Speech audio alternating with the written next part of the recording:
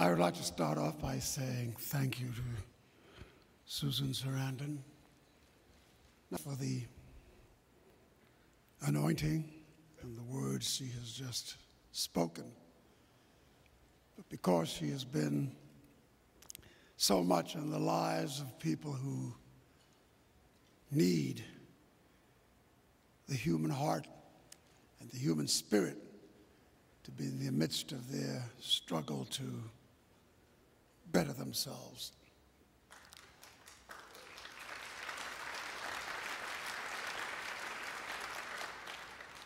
And I'd like to thank Chris Rock for bringing humor into the moment. And I'd like to also thank all of you who are here this evening, my very good friends and very close friends who have turned out to be in support, and all the rest of you whom I don't know intimately but have felt your presence in my life because I've seen your art, I've seen your work, I've seen your poetry, and I've been inspired by much. So thank you for all this, and I will now get on with my remarks for this evening.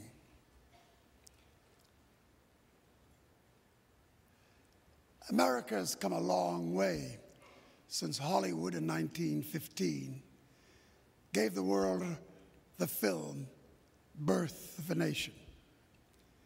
By all measure, this cinematic work was considered the greatest film ever made.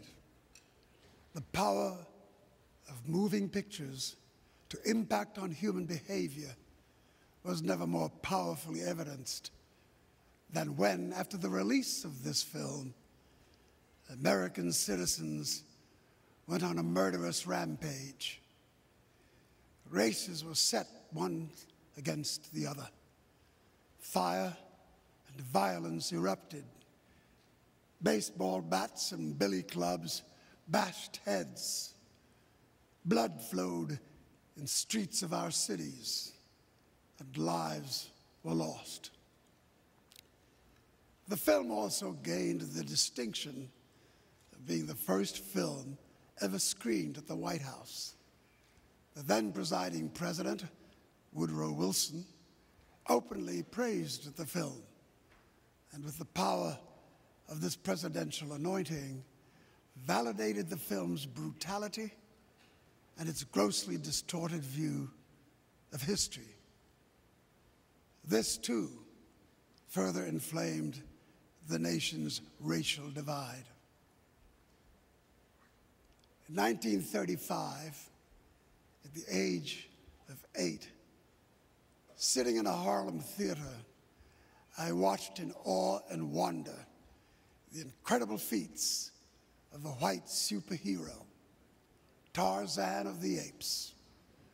Tarzan was a sight to see.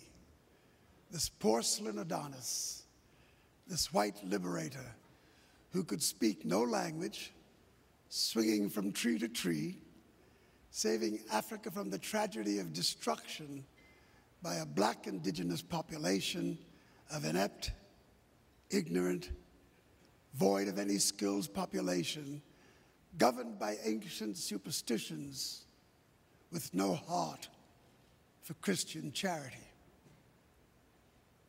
Through this film, the virus of racial inferiority, of never wanting to be identified with anything African, swept into the psyche of its youthful observers.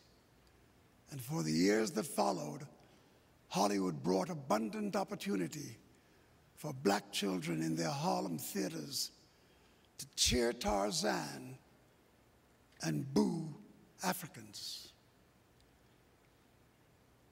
Native American, our Indian brothers and sisters, feared no better.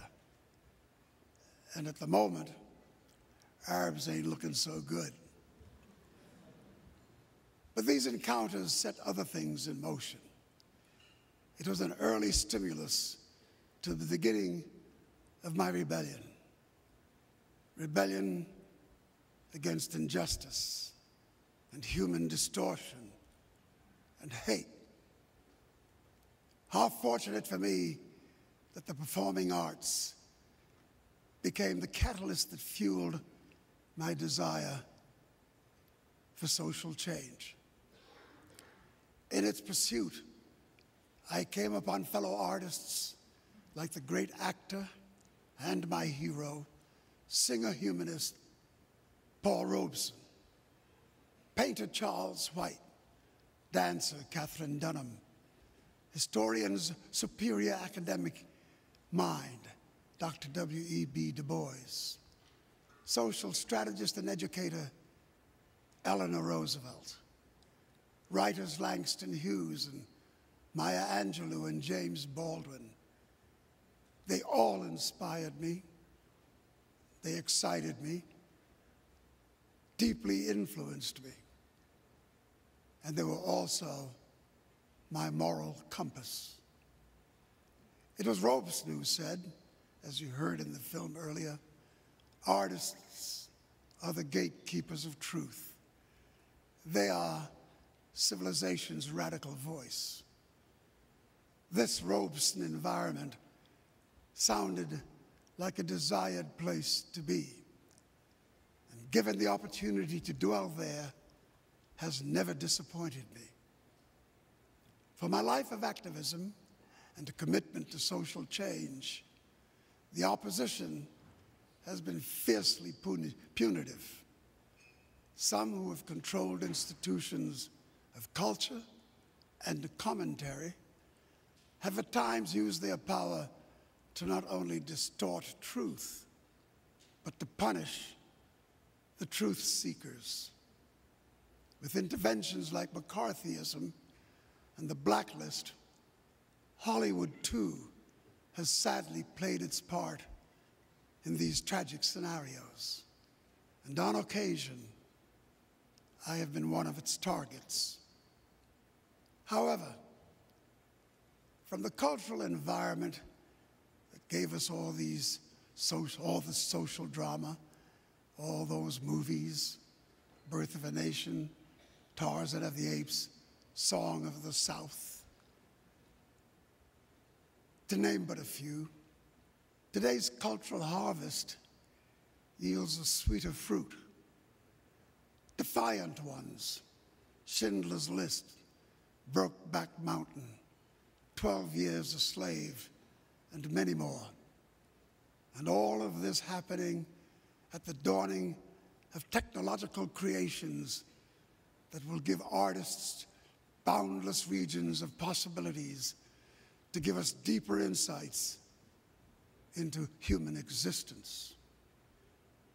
How fortunate for me that I have lived long enough for the Academy of Motion Picture Arts and Sciences to have chosen to bestow this honor upon me. Tonight is no casual encounter for me. Along with the trophy of honor, there's another layer that gives this journey this kind of wonderful Hollywood ending. To be rewarded by my peers for my work in human rights and civil rights and for peace. Well, let me put it this way. It powerfully mutes the enemy's thunder.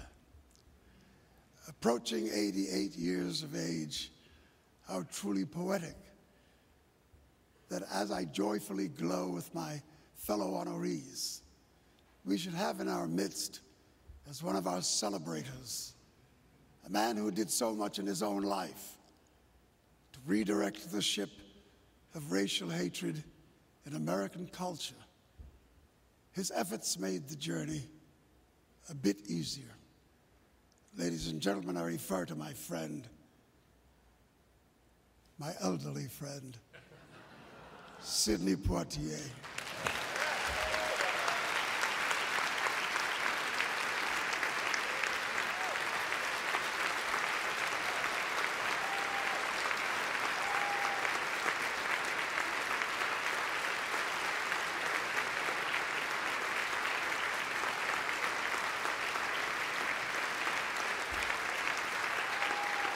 Crowd the stage.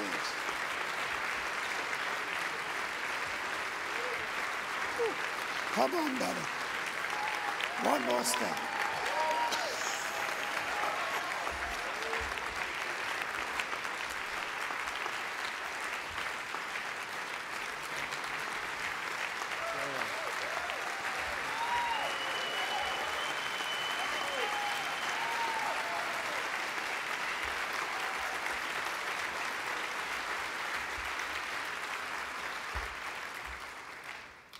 I thank the Academy and its Board of Governors for this honor, for this recognition. I really wish I could be around for the rest of this century to see what Hollywood does with the rest of the century. Maybe, just maybe, it could be civilization's game changer. After all, Paul Robeson said, artists are the radical voice of civilization. Each and every one of you in this room, with your gift and your power and your skills, could perhaps change the way in which our global humanity mistrusts itself. Perhaps we, as artists and as visionaries for what's better in the human heart and the human soul, could influence citizens everywhere in the world to see the better side of who and what we are as a species. I thank each and every one of you for this honor. And to my fellow honorees, I could have had no better company than to have shared this evening with each of you. Thank you very much.